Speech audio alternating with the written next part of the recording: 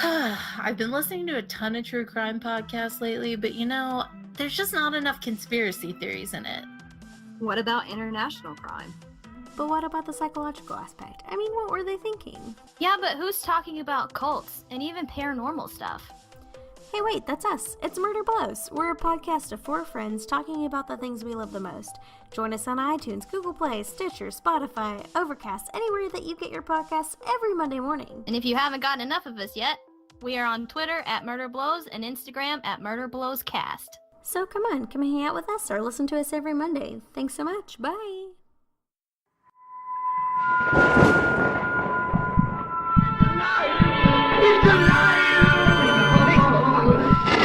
Thank you for letting us in. I was burying bodies out in the desert. Neighbors claimed they practice witchcraft. Quiet. Everything will be fine. You okay? I'm alright. You seem a little nervous about Alright, the so flame. you have lit 18 too candles. many candles. Can you have too many candles? I don't think so. I feel like you can. I don't think so. I literally feel like I am sitting behind, in front of the gates of hell.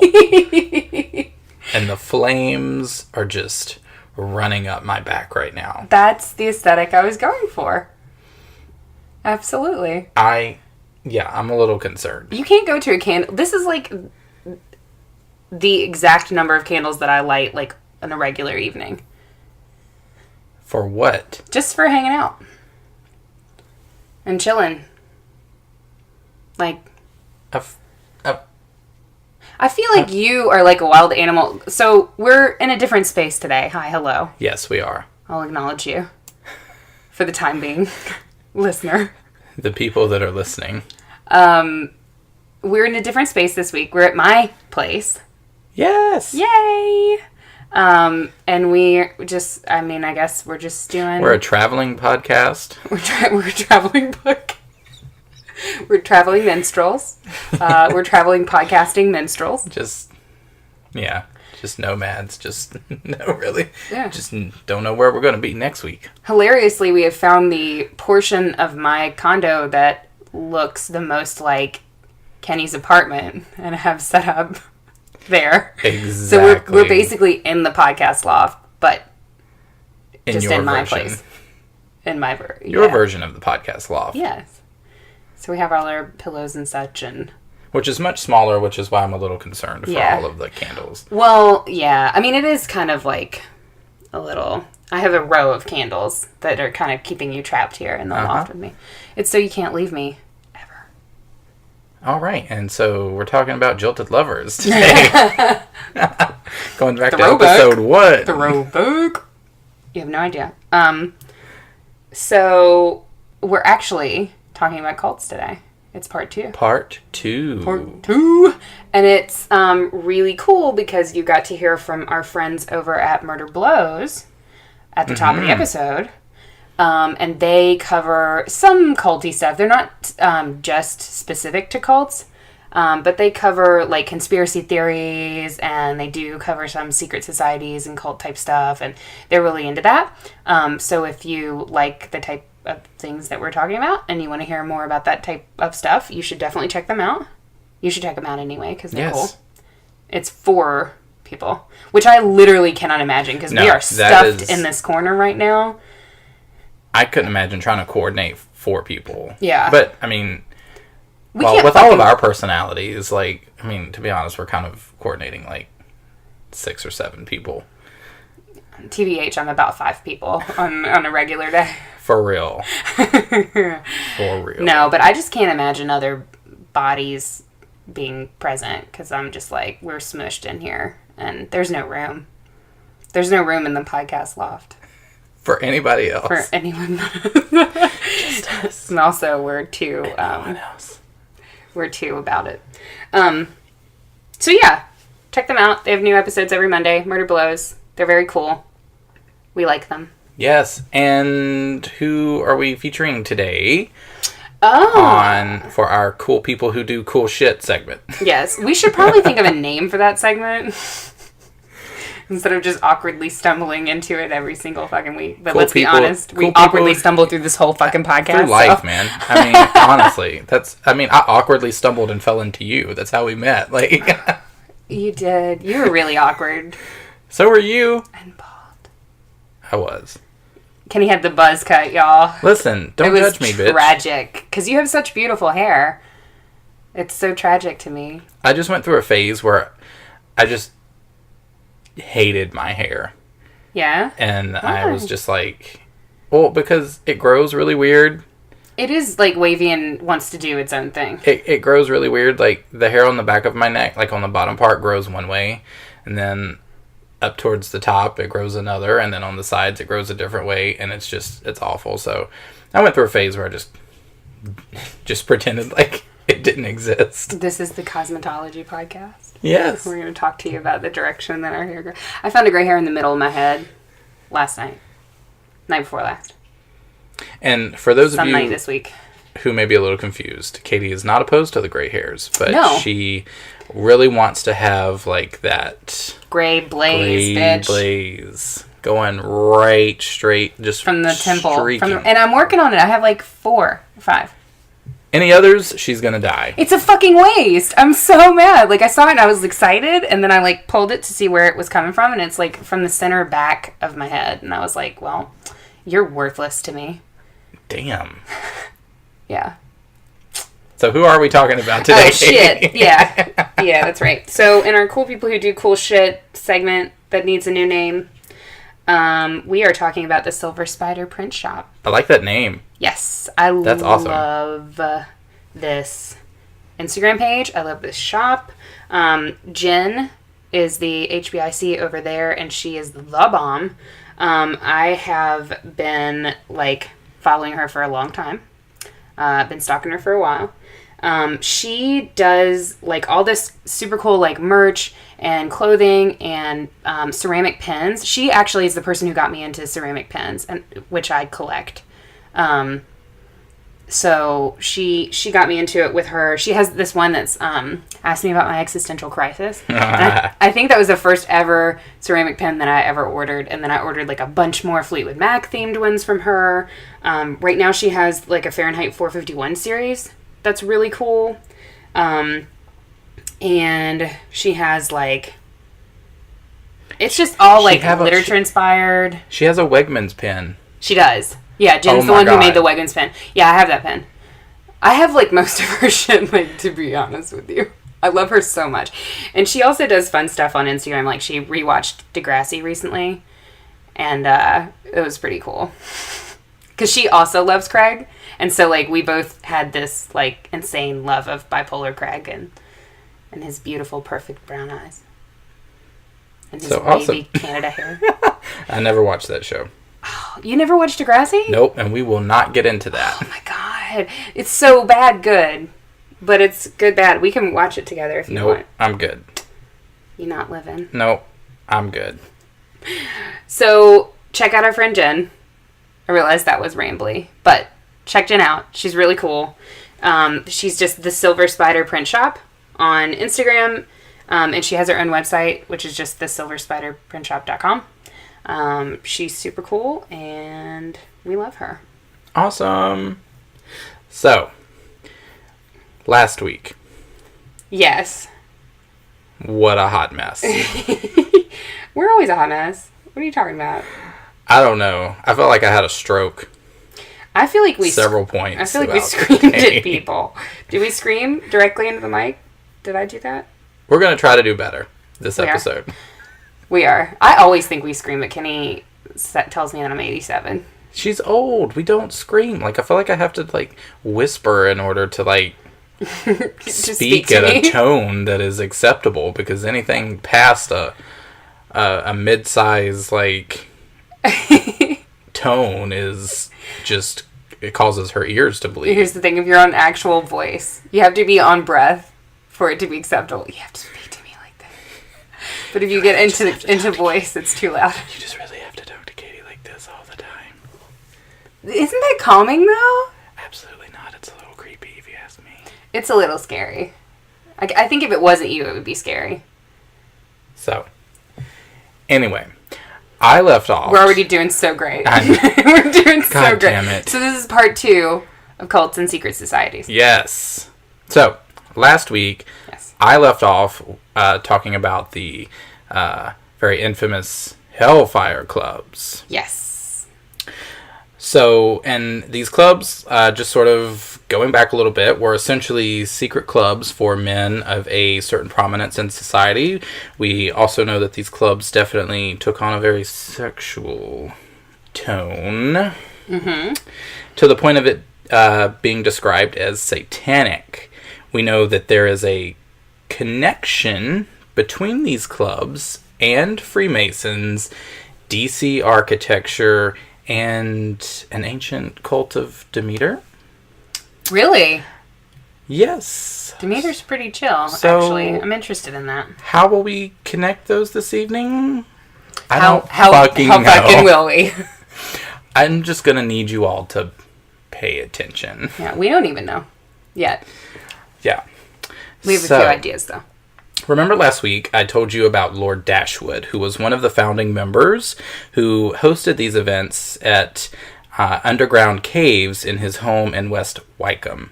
Yes. I think I said that wrong last week. I think I said Wycombe. It's Wycombe. Okay. BT I dubs. don't know that I hear the difference. Say it again? Wycombe. Wycombe is what it is? Wycombe. And Wycombe is what you were saying? Yeah. No, Wycombe is what I was saying. Wycombe is what you were saying. Wycombe is what it should be. Wycombe. Yeah. Sure. So, remember, Britain. what goes underground stays underground. Remember that part?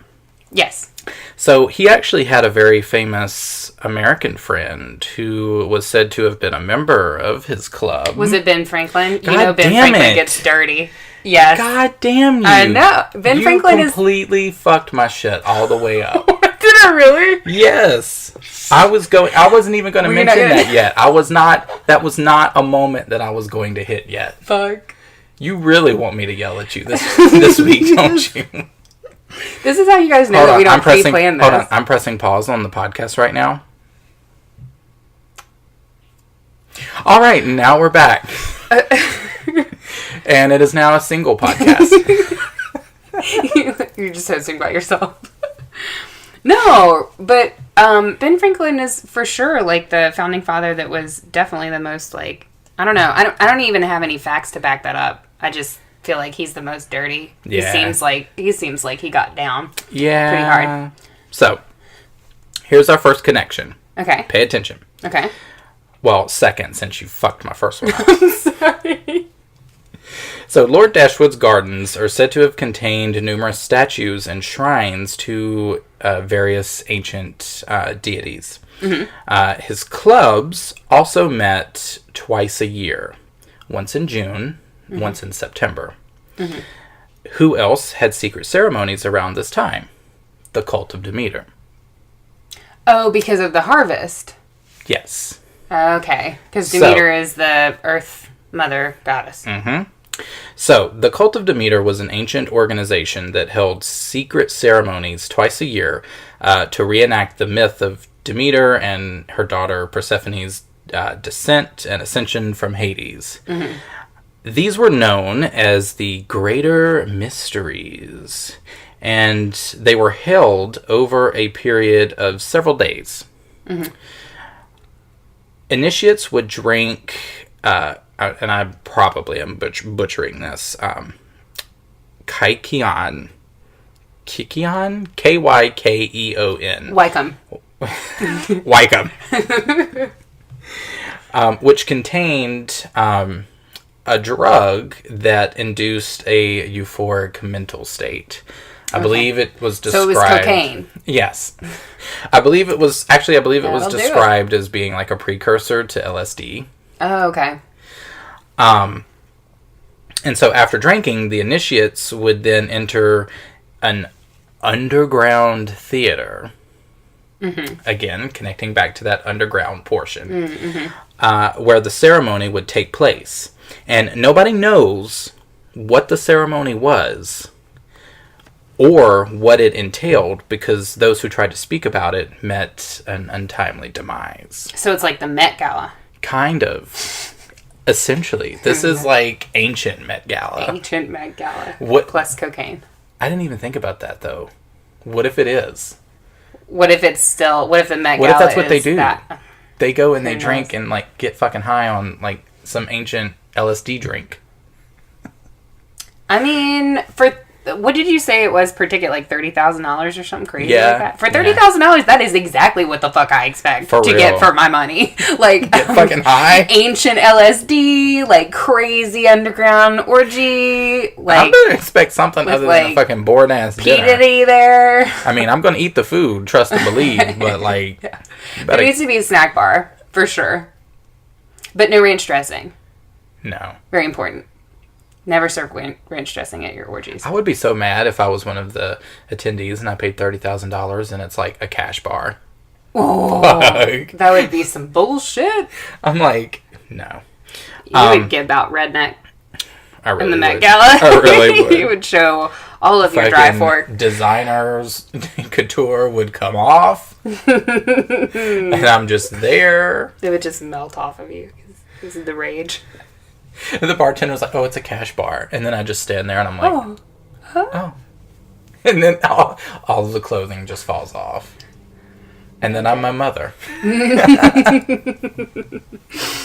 So, what we do know is that the initiates would return the next morning reborn, in a sense. I know mean, that. I probably would be too. God bitch. bless, baby. It sounds like being reborn. They were said to have no fear of death and considered themselves immortal after having witnessed the secrets of eternal life. This is also seen in Egyptian history because of their belief in a form of reincarnation and death as a rebirth, essentially. Okay.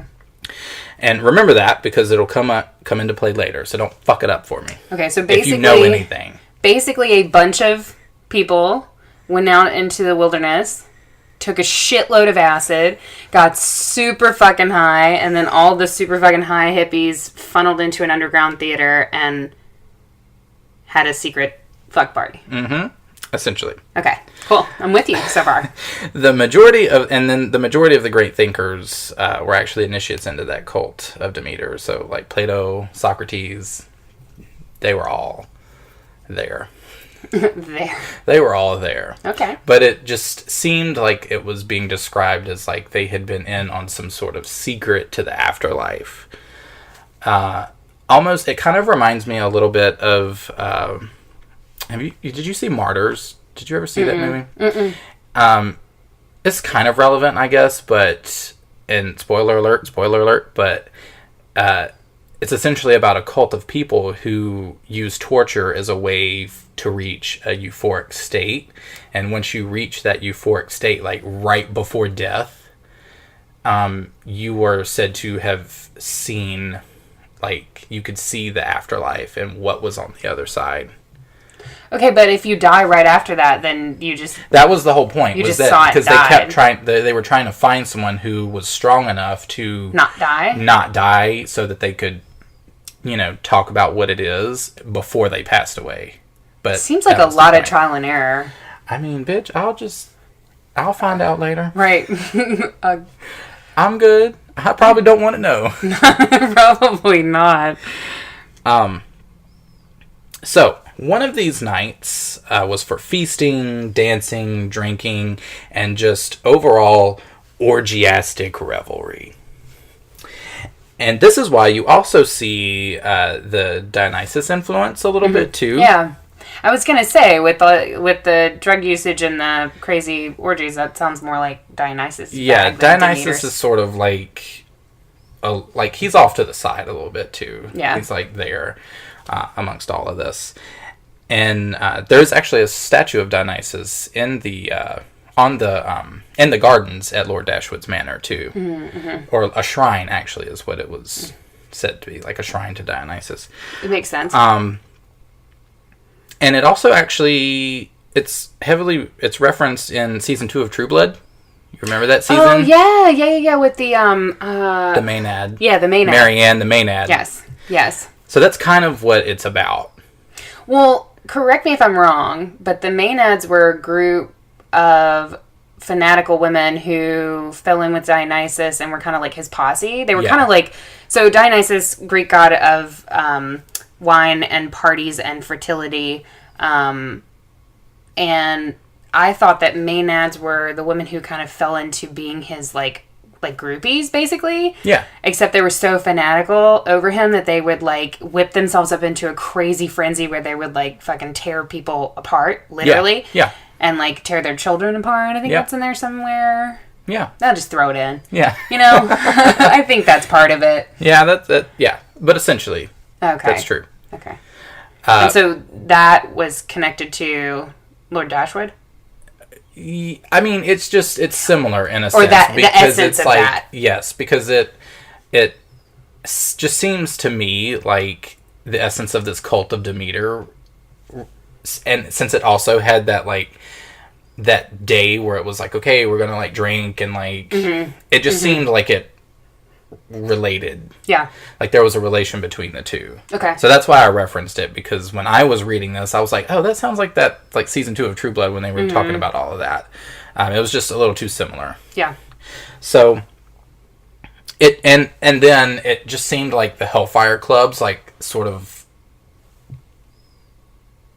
was trying to reference that to me a little bit. Maybe not in such an extreme sense, but No, I mean, I totally get I think what we see with the Hellfire Club is an emphasis on that wild abandon and partying and, like, the more, I guess I should say, indulgent yes, parts of life. yes, And to just go super overboard on that. But in that sort of context, it sounds like more lighthearted and fun, and like as a reaction to like really serious, religious, I guess really strict religions that kind of cut all of that stuff out and pretend that it doesn't exist. Right. Hellfire Club seems to be a kind of a lighthearted way to run full force at that. Right. And what we're transitioning into this week sounds more like doing that sort of thing, but with like a purpose of like, we're going to engage in this revelry with the purpose of like experiencing something, right, like getting to a higher other plane than just of like existence. having a bunch of pussy around. Right, right, yeah, exactly. Well, no, that's I mentioned it because that's just sort of the history from, like, that's what I researched, and so that's the history, and I think that's where they got some of that from. So, okay, cool. So yeah, so now remember that American friend of Lord Dashwood. What was who was that, Katie? B. Franks. Who is that, Katie? B. Franks gets down. You may or may not have heard of him, right? For sure. Only when I go to the pool and people do George Washington hair and Ben Franklin hair. Do you remember that? You probably don't, because nope. you're a boy. Nope. Yeah. It's a girl thing. It's like an 11-year-old girl thing. Nope. I was not an 11-year-old girl. Not at all. Not remotely. So, we know that Benjamin Franklin was a very well-known and powerful Grand Master of Freemasonry. Oh, yeah. And I'm not going to get too much into Freemasonry because there's a lot of like information out there. And you could probably talk about it forever. Yeah. But one thing that we can all agree on is that symbology is definitely a huge part of that culture, and its roots are definitely esoteric in nature. Wycombe. Wycombe. How are ya? Jesus. You had to. And DC definitely has a connection to that. Okay. So, and I'm going to mention one I'm mentioning several things, but I'm highlighting one. Because we all know my favorite monument is the Washington Monument. The Big Dick. Yeah, the Big Dick. The Big Dick. The Big Dick. Right? So, did you know I want a Ruth Bader Ginsburg monument right next to it that's like just a vagina that you just walk through. Side I'm lobbying for that officially. Hey, I'm gonna mention something. Okay. And you will probably like it. Okay. Because there is something that's similar to that happens. Okay. That you might not know about. I'm in. All right. Sign me up for the Pussy Monument. I'm about it. Okay. So the monument was actually moved from its original location. When the monument was planned, it was meant to connect the White House and the Capitol building to form a right triangle in the mall. Okay. So when you were like looking out of the White House, bam, you're supposed to see the Washington Monument right there. It didn't work that way though, does it?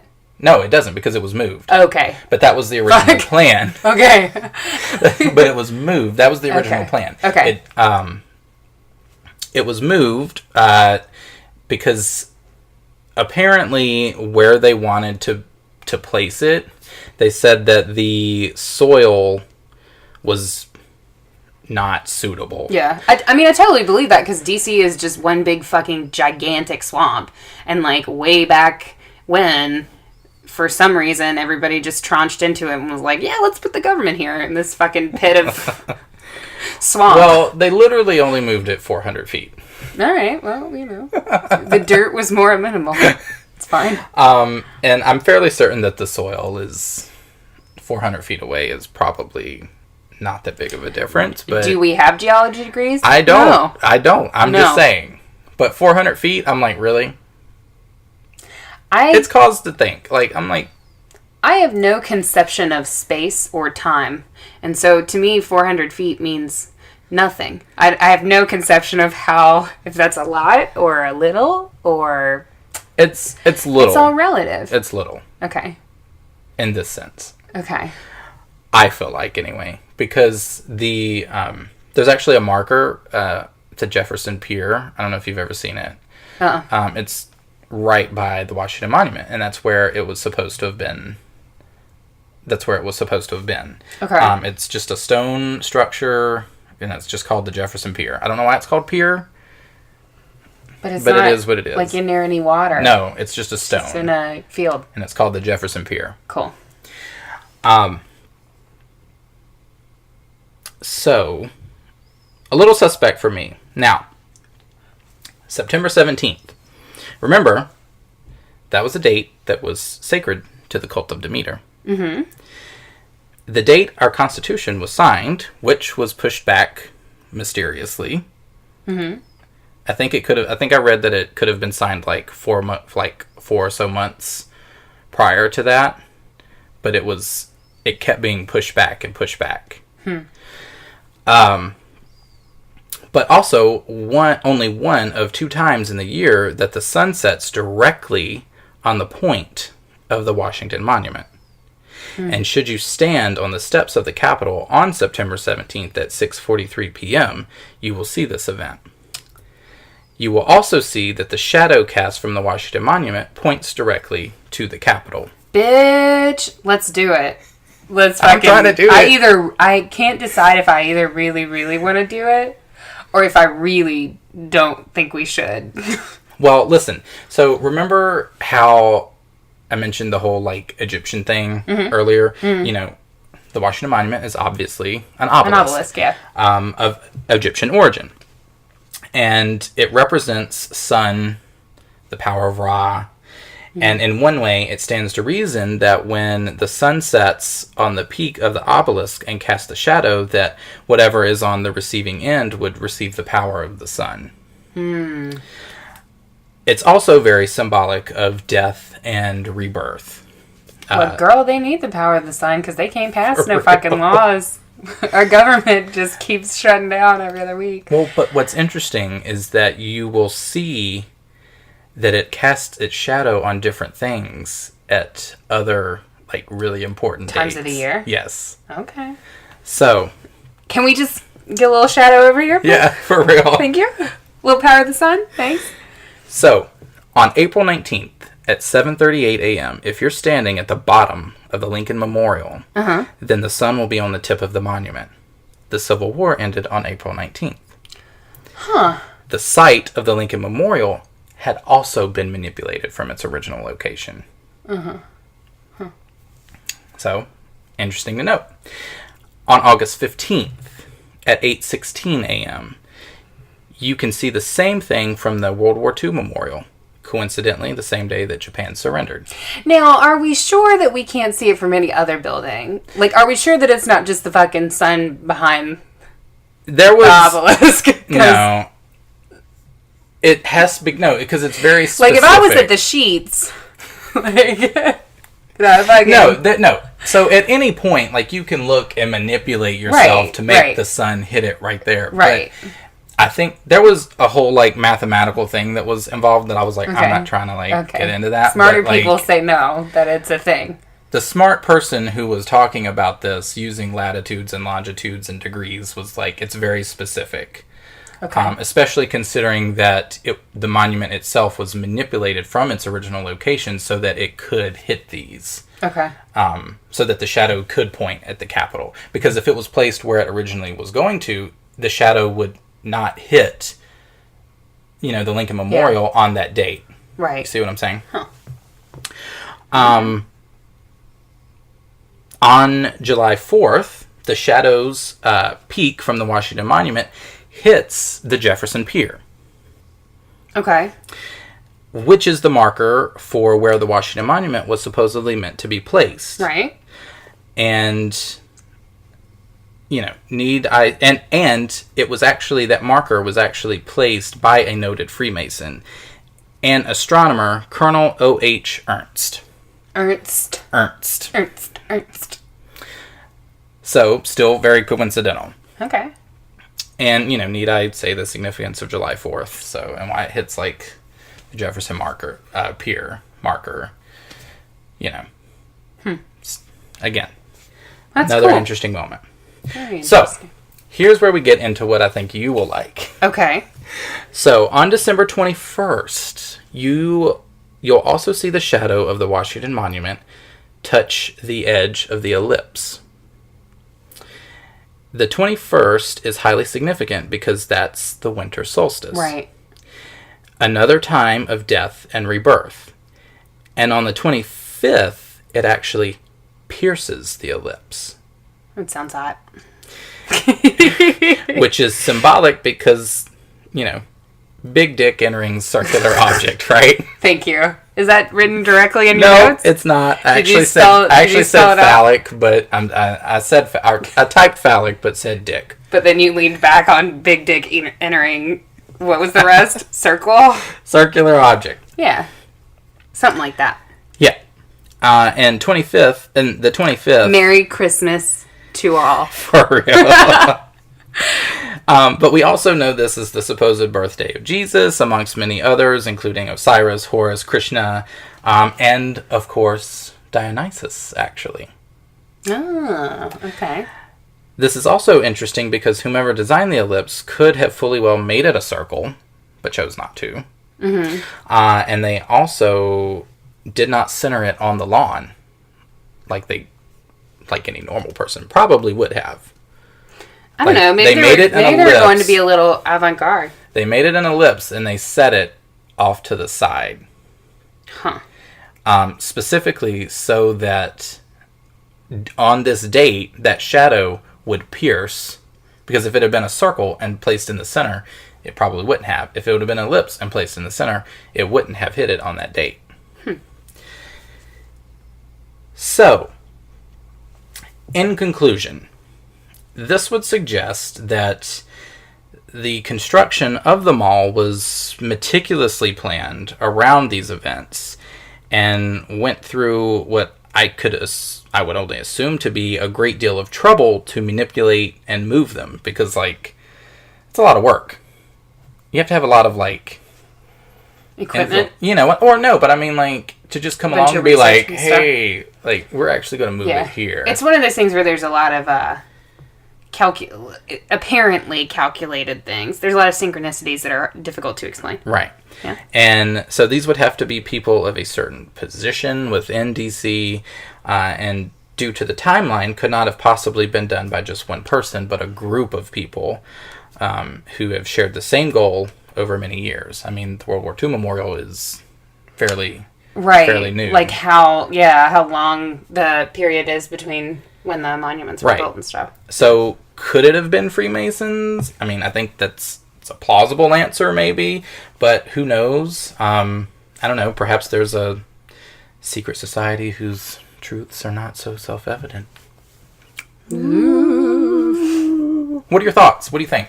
I think that's really cool. Like, I didn't realize the, like, obviously I know that DC has a lot of, like, weird shit involving Freemasons and things like that, but most of what I know about that is just, like, bullshit stuff that I've heard here and there, you know? Yeah. So I don't really have much of a through line, so it's interesting to kind of, like, look at it from a visual perspective of, like... Well, I've always thought that, like, I've loved the Washington Monument because, like, when I'm in the fucking city, if I can, like, you know, I always know where I'm at by the monument. And I always thought, I was like, this is just really sort of strange. Like, I get, like, a sundial vibe from it, you know what I mean? Mm-hmm. Like, so I've always just been really fascinated with it. So when I found this, I was like, oh, shit. Mm-hmm. So it was just really interesting to me. But I would like to try to go to the mall on these dates to see if it's true, or, like, hopefully it would be sunny enough. You know what I mean? Because, like, you know, the sun would have to be out, so you might hit it on a cloudy day. Who knows? But, yeah, I'd be interested to see. We could do that. You know me and going into the city. I would just like to pick one date. Yeah. Let's see if, like, maybe on September, like, we go to the Capitol building and just collect the power of the sun. Receive it. Intercept it, bitch. Just stand there with a sign. For sure. I will receive the sun. We got it, though, this year. We're just taking it. It's fine. Just a little for us. Yeah, man. That's cool. I thought so, too. I did a lot of research on that. This was a lot. Job. So much so that it had to be a two-parter, so I do apologize, y'all. I'm sorry. Well, I, on the other hand, was inspired for my piece this week from a listener email. Oh, my God. We have those? Yes, we do. We do. I didn't realize people listen to this shit, bitch. Apparently somebody is. So our lovely listener, and I didn't ask if she wanted her name to be read, so I'm not going to read her name. But she, after last week's episode, part 1 of Cults, she actually wrote us an email and shared a story with us that her, a girlfriend that she had in college, she actually joined a cult. Oh my. Yeah. That was interesting to read. So I figured I would share it with you guys. It was kind of connected to the story that kind of connected to what we were talking about last week, where with stuff like the Hellfire Club and the Freemasons, even the Freemasons are around today, but, like, to a degree, it feels older. And, like, I feel like nowadays we don't really focus on cults as, like, not focus on cults. That sounds like a school lecture. Like a DARE lecture. Focus on cults. Focus on cults. Yeah.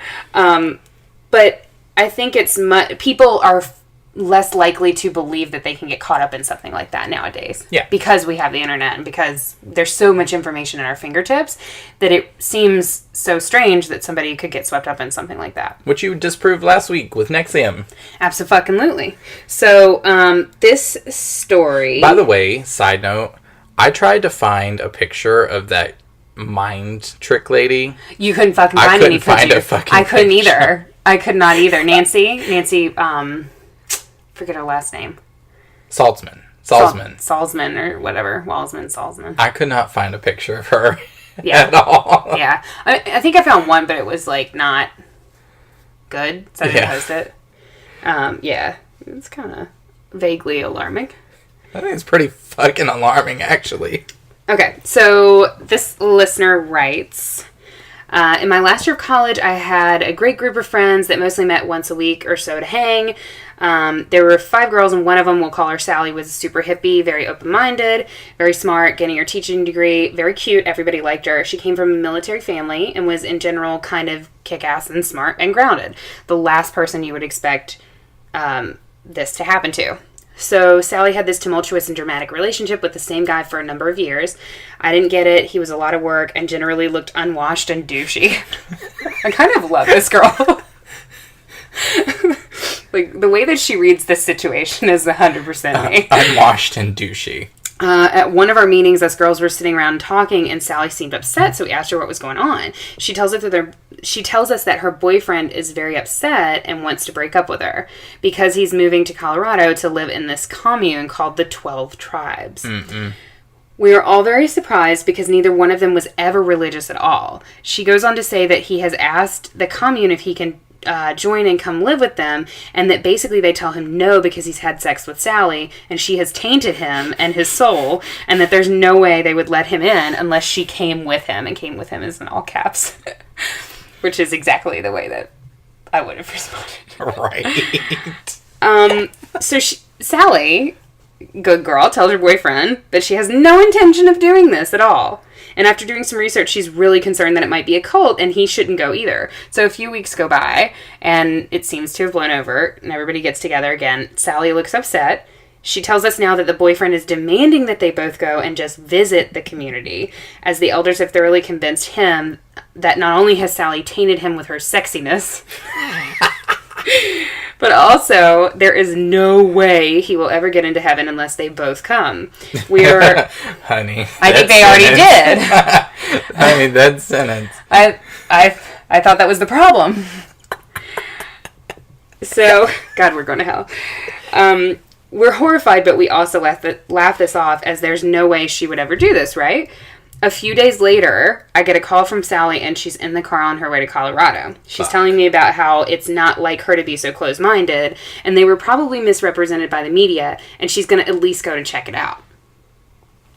We all meet up again the next week. She's telling us about our trip, and how it's terrible, and how the men just sit around, and the women are expected to do everything. Farm, kids, cook, everything. And the men are expected to sit and discuss religious matter or some BS like that. Also, she raises concerns about how the children were treated and how they get in trouble for playing any kind of imaginary games, and creativity itself is frowned upon. Everything should be for utility. So we all feel relieved because now she's seen it, and there's no way she would drop everything and move to the cult with Crazy Boyfriend. Crazy Boyfriend is like capital C, capital B, like a proper name. She is not at the next meeting. Oh, no. She has gone for a second visit. Boyfriend says that she only saw the worst behavior while she was there. They are not all like that, and she should give it another chance. I stop getting calls from her. I start getting emails. The emails don't sound like her. She's a free talker and thinker, and the emails sound edited. Quote, hey, I'm going to stay out here for a few weeks and help them get this school set up, end quote. Quote, hey, having a great time. I think this is where I'm supposed to be. End quote. Quote, hey, we are moving in. End quote. So, all this time I can't call her. The community does not believe in phones, cars, or possessions, but apparently email. Which is a side note of my own. Maybe she had to sneak out. I mean, but if you can sneak out to write an email, you can sneak out and call me, babe. Well, maybe she was getting sucked in. Then why are you sneaking out to email me at all? I guess that's true. I don't know. I finally get in touch with her dad, who has all but thrown up his hands with her. She won't listen to him, he can't go see her, and she can't go see him because there's only one car in the community, and she does not have permission to use it. After talking, I wonder what kind of car it was. Do you think it was a Saab? I'm thinking something old. Like an old pickup. Like an old Chevy? Yeah. That bounces and has no shocks at all? Yeah. After talking with him, I realized that his timeline when she moved there did not gel with mine. Turns out she had moved in during that second visit she took, and that she had been sending everyone similar emails at the same time, slowly cutting us all off in the best way possible so as not to arouse suspicion. She stopped responding to email, and I stopped sending them. Never talked to her again. No idea where she is now or if she is still there. Wow. Yeah. First of all, that's ridiculous. Like, you really just joined a cult for a man? I mean, you can catch a dick anywhere, babe. Like, I just gotta give you that piece of advice. Like,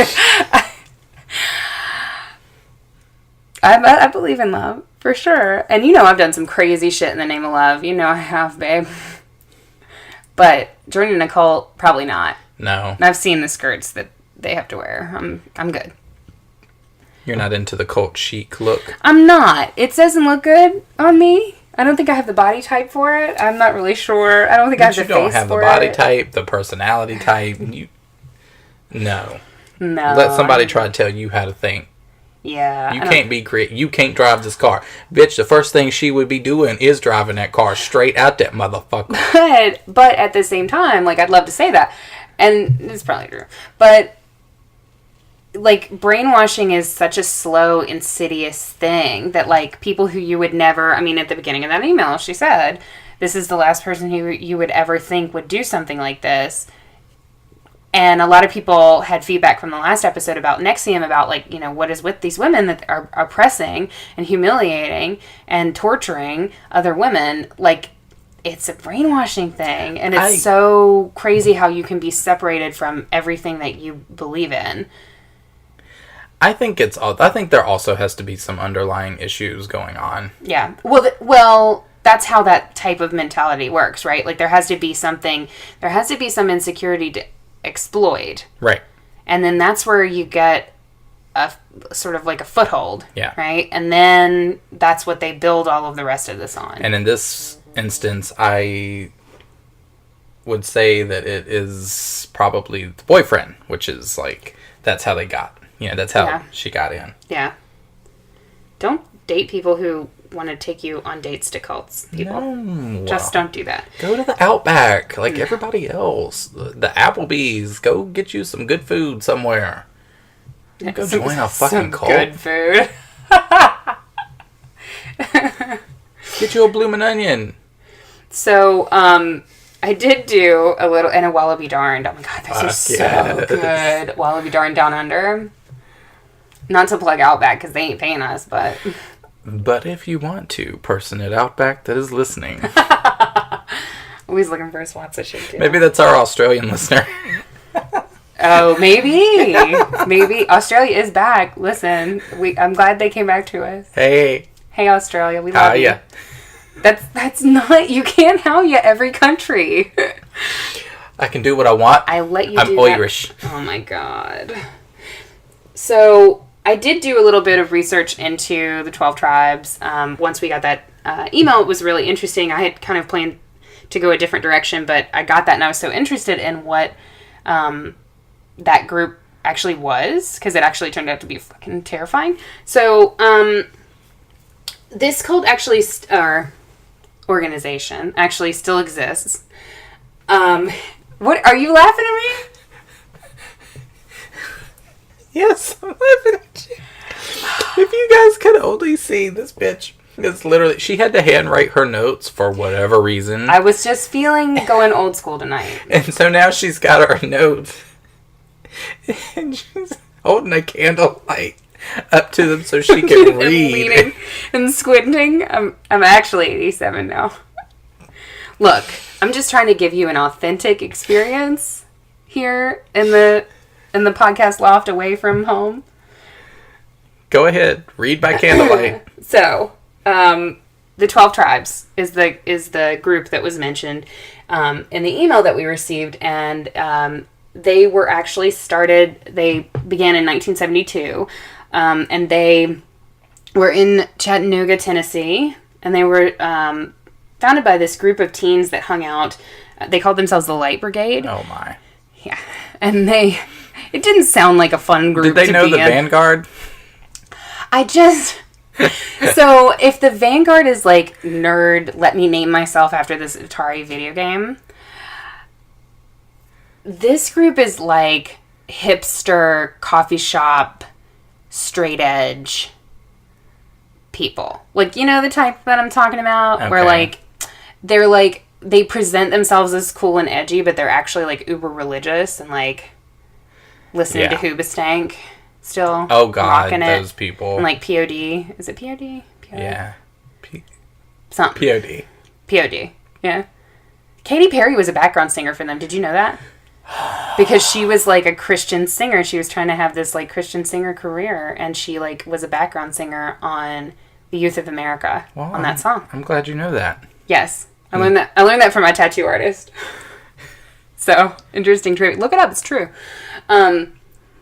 So we have these like annoying hipster straight edge kids who are hanging out at this coffee shop called the Lighthouse, and this this guy, his name is Elbert Gene Spriggs. Okay. Elbert Gene Spriggs. Yes, Elbert. Good old Elbert. But he went by Gene. Oh, Gene. Relatable. Oh, Gene. Hey, Gene. So Gene and his wife Marcia are the folks that are credited with sort of starting this group. Marcia. Was her last name Brady? Marcia. I don't know. Maybe. I'm not sure. You didn't get that reference, did you? It's the Brady Bunch. Okay. Of course I fucking got that reference. Like, I'd have to be dead not to get that reference. Are you kidding? Come on. I didn't know. It wasn't exactly, like, obscure. Well, I know that. That's why I was like, but I didn't, like... No, I'm with you. I didn't read you for a minute, so I was like... No, it's fine. It just wasn't funny, so I was... Fuck you! You read your damn shit by candlelight, you 87-year-old fucking bitch. So, Gene Spriggs and Marcia, they create this group, and they attend the first... That's the sound of my paper notes. Are you excited? I didn't think it through. I wish I had. So Gene Spriggs and his wife Marcia attend the First Presbyterian Church, and they set up their own commune, and they open this restaurant called the Yellow Deli. And that's actually important. That's a through line through this whole group. So this restaurant that they own and operate and work at. Fuck. Maybe that's how they got That's me. how they would get you. Because they're going to get you at the deli counter. God when damn you're not expecting it. They had something really good they was making that I kept coming back to. Mm-hmm. They had them good deviled eggs. Oh! So, they're attending the church and everything's going all right for a couple years. And then, on January 12th of 1975, church service was canceled for the Super Bowl. Yeah. And they just lost their fucking minds. Oh, shit. Because that was unacceptable. Because this group really, really, really laser focused in on traditional, strict Christian beliefs. Like, they believed in the church as it was laid out in Acts, in the Bible, and they were trying to bring back that original church. And there were dietary restrictions, there's all kinds of, like, crazy rules. And so they didn't vibe with that, so they made their own church called the Vine Christian Community Church. And they flourished. For all, by all accounts, they flourished. They did have a little bit of financial trouble around 1980, and they ended up moving to Vermont because they were in debt. I guess the deli wasn't doing great. But in Vermont, they actually like got their feet under them and like really started doing well in the 1990s. They branched out to Canada, Australia, Okay.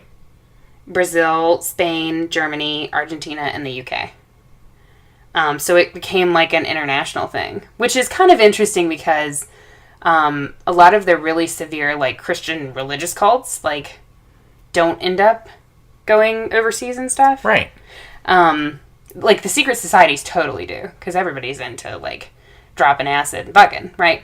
But like wearing denim skirts down to your ankles is less. It's a choice. Yeah. And not many people are willing to make that Right. choice. Less, I would say, overseas. So, but they did expand. And in 2008, they actually opened up a new Yellow Deli in Chattanooga 30 years after they left in 1980. So they actually came back. Very interesting. That seemed to me like a power move. You know what I mean? Yeah, just sort of like they're coming back. Right. So today they have 3,000 to 4,000 members worldwide. And they open up these delis and bakeries. There's another one that was like a Blue Line bakery or something. They open up these restaurants as a way to kind of evangelize.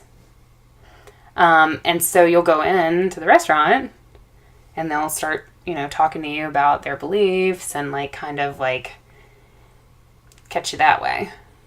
Can we go find one of these and I don't know. try it out? I don't know that I want to eat the food is the thing, I'm Kind good. of just want to walk in and just be super goth that day. Fucking kick down the doors and the fucking winds from hell, like, blow out behind us. I don't know that they would allow us in. Kind of get some deviled eggs. They probably call them angel eggs. No, but you can have some angel eggs. So their belief system, and I don't want to dwell too long on the whole belief system thing, but they believe in 3 eternal destinies.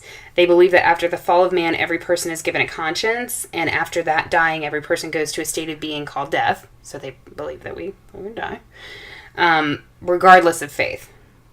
Upon the second coming, only the believers will be brought back for the 1,000 years to reign with Yahshua before the last judgment.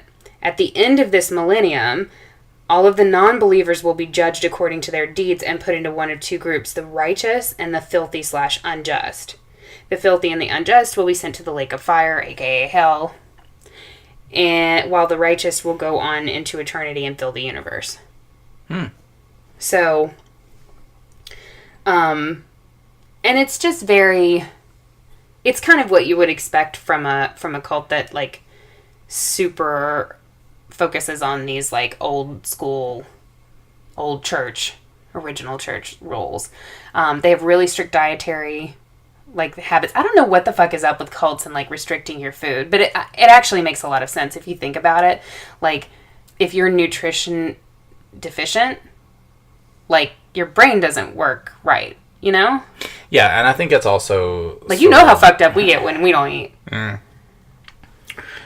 Yes. Yes, I So... do. But I think that it's also something to do with, like, control. So it's more than just, like... It's a mental thing. Yeah, it's a mental thing. Yeah, so totally. they're not only just telling you, like, what to wear and what to believe, but also what to eat. So it's, like, another level of control. To where someone is controlling your nutrition and what it is that you're supposed to eat. Well, everything that you put in your body. And it's not a concept that's new to religion. I mean, you have dietary restrictions with religion all the time. But in this context, I just see it as a way of control. Yeah. Yeah, I think it definitely helps further the mentality that the church is in control of everything and that you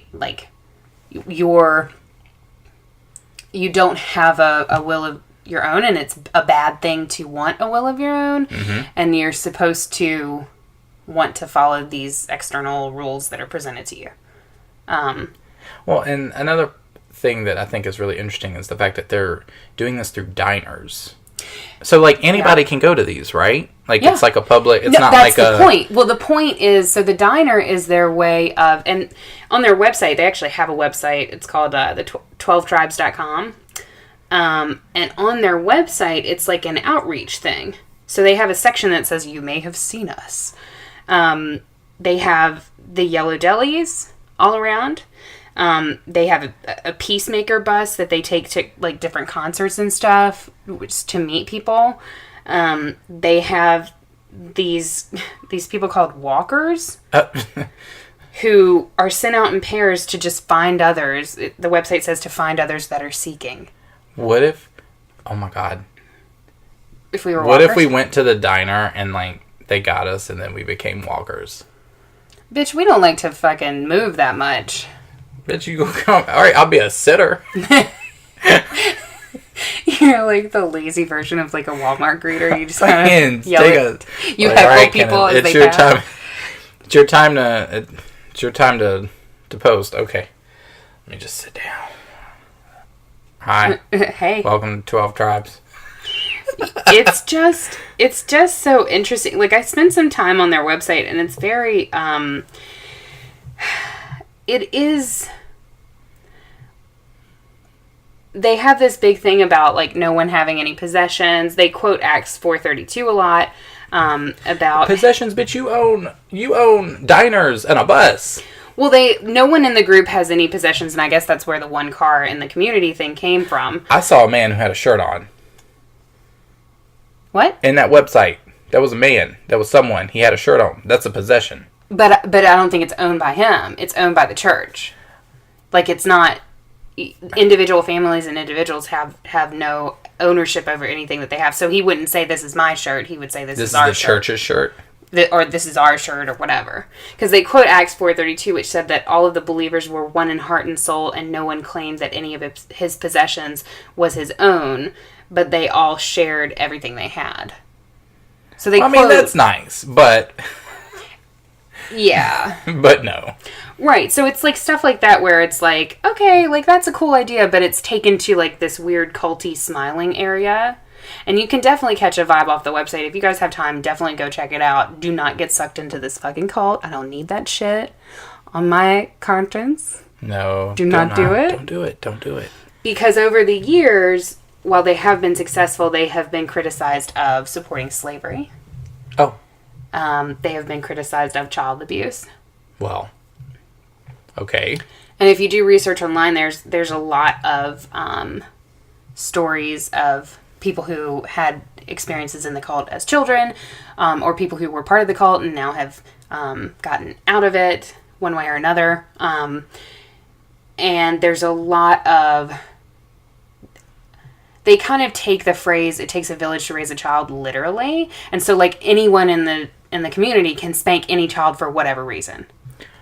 I wish a mother would. So... And there are these kids who kind of like talk about how like it wasn't like a spanking, it was like a beating, like it was abuse. So there's a lot of stories. If you want to dig into that, you can. I didn't want to like really get into that hot and heavy like on this episode because we're not talking about child abuse. Yeah, not going to talk about bad things happening to children for a while. So we're kind of scarred for that. I'm just really still sensitive about it. So anyway, there's a lot of controversy, and then there's also like illegal homeschooling and shit like that, where they want to, the group wants to be able to homeschool children and not send them to school and shit, and like. The government's like, but you have to teach them math. And they're like, well, they just pray to God to do the math. Well, I've tried that. If you have 4 points on a cross and 2 nail holes. Oh my God. Jesus. You should put in an application to be the math teacher there.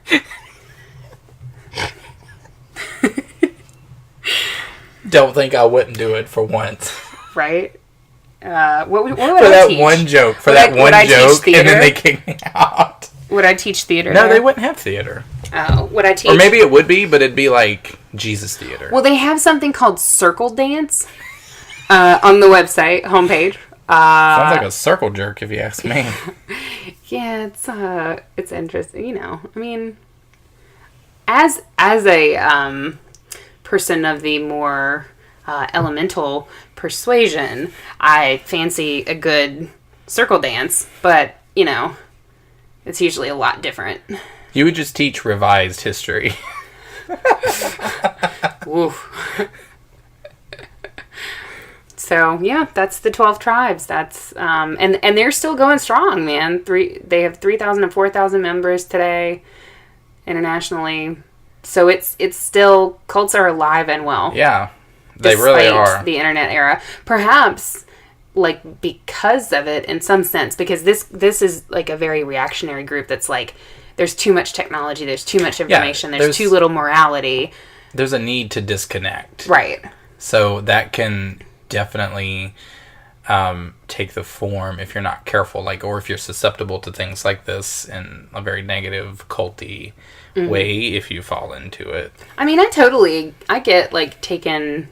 Because sometimes everybody's so connected all the time that sometimes it's nice to just completely unplug. Yeah, no, that's fine, but just don't unplug and join a fucking cult. And join a fucking cult. Like, unplug, and then, just plug back in whenever you're ready, babe. Whenever you're ready. Like, don't unplug and then throw the whole fucking plug and outlet and house away. Yeah. Yep. And go live in a commune somewhere. Fucking taking care of Josiah's babies. Fucking Jedediah. Good God. I can just see you now. This is Katie and Jedediah. I mean, I love a beard, but maybe not quite so. Hey, Katie, what are you doing today? I'm just sewing this denim skirt. You remember when we were sewing a skirt? That's what me and you would do. That's our jobs. We would make the denim skirts. Do you know how much we cursed while we were trying to make that damn thing? That would be our jobs, though. We would make the denim skirts. God help them. it wouldn't go well. Fashion. Make some French. Anywho, so we've had fun with cults. You know. I think so. I think this has been a really fun episode. I really appreciate the listener sort of feedback that we've been getting. We're seeing more and more of that, so definitely keep it coming. Absolutely. So we love when people shoot us messages and like send us cute things, or just like, you know, share like a story with us that relates to what we were talking about. And that goes for old episodes too. Like if you're listening back to earlier stuff, like, feel free to drop us a line. Yeah, because we've got some people. I mean, we're getting, we're getting a lot of new listeners. Which so is awesome. Yes, amazing. And we have people that are starting out at the beginning. And God be with you. God please help you. Yeah, I actually hang in there. Had someone who told me that they were just starting at number 1. They asked me if they could play our podcast for their children in her school. She's a teacher. No, she was like, because she said that. Oh my God! Don't play us in school. She said that sometimes she has her students listen to podcasts, like a podcast or something or whatever. Not this one, babe. She asked me if they were, and I was like, not this one. Maybe no, but she told me, she said that she was driving home and listening to our episode, and she was like, it was so terrifying, and she was like, and I absolutely cannot play this for my children. Yes, definitely do not. The amount of times that we say fuck on this show, fuck shit, goddamn, Katie's ears are bleeding now. I'm sorry. Oh, it's so loud. I'm gonna start the quiet podcast. It probably already exists. Yep. Anyway. Well, thank you so much for tuning in with us this evening. We've really appreciated all of the downloads and comments. Keep them coming. We love you. Connect with us on Instagram. We are at The Haunted Heart Podcast. On Twitter, we are at The Haunted Heart. And we are online at thehauntedheart.com. You can catch us on... just completely fucking forgot what I was going to say. You can email us at thehauntedheartpodcast@gmail.com as well. If you have any stories, feedback, or just want to say, hey. We're essentially on every platform except SoundCloud. SoundCloud fucking hates me. So they hate us a lot. So we're working on it. All right, guys. So with that being said, till next time, stay spooky.